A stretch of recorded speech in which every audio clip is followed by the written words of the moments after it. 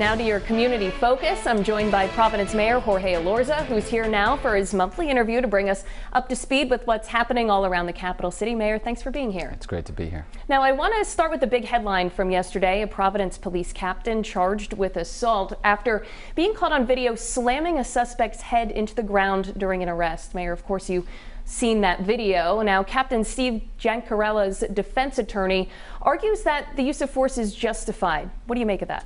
That's a tough case for them to make. Everything changes once the suspect is handcuffed.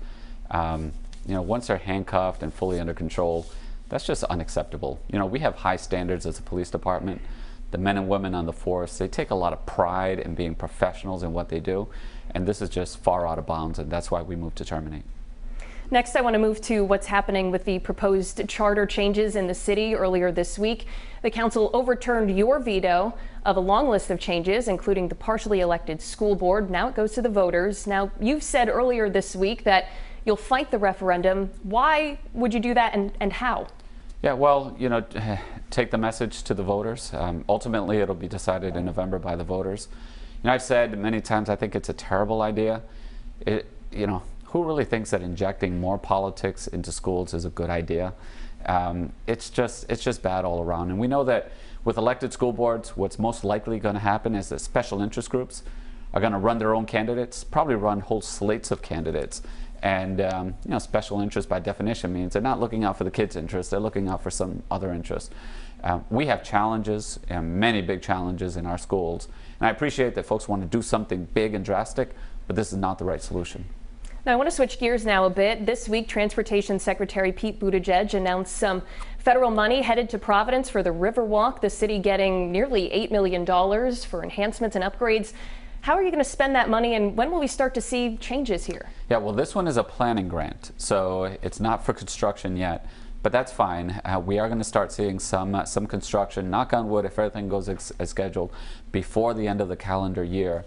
And what we're doing is we're reimagining and rebuilding Kennedy Plaza.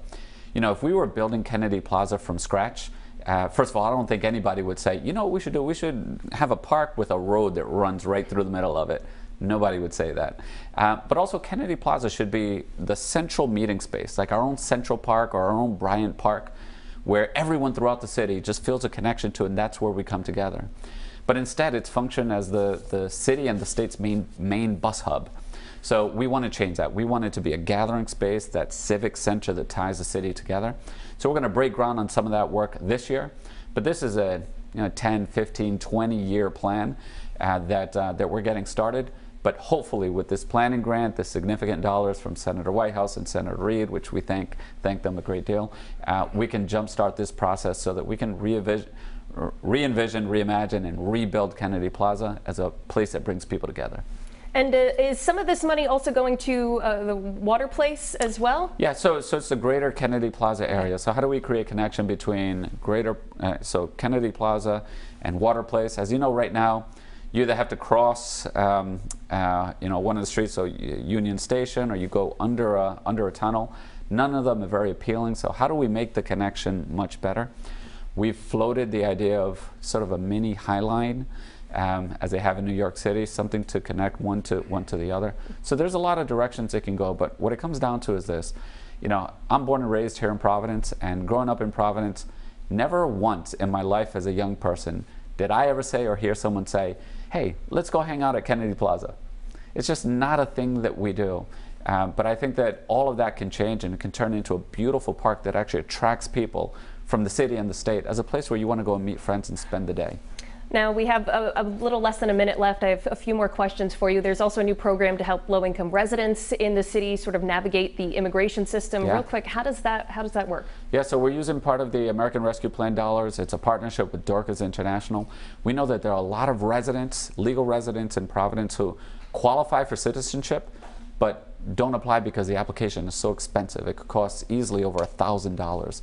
So Dorcas International, working creatively, we are providing legal services, and they're providing sometimes the entire cost of the application so that people become naturalized citizens, people who are already qualified to do it, but just don't have the money for it. And real quick before we go, I want to ask you about the election. 2 weeks ago, you threw your support behind a gubernatorial candidate. When will you be doing the same for Providence mayoral candidates? That's a good question. I don't know. So I'm supporting Helena Folks for governor. She's the one candidate that I believe is really serious about education. There needs to be some urgency. You need a plan, you need a vision, and someone who's really bold enough to take on many of the entrenched interests. With the mayor's candidates, I'm sitting down with each of them, and I'll be making a decision maybe in the next couple of weeks. Next couple of weeks, all right. Well, Providence Mayor Jorge Elorza, thank you so much for joining us here at 4. It's great to be here. And looking ahead to next week when Rhode Island Attorney General Peter Nerona will be joining us. That's in Tuesday's Community Focus.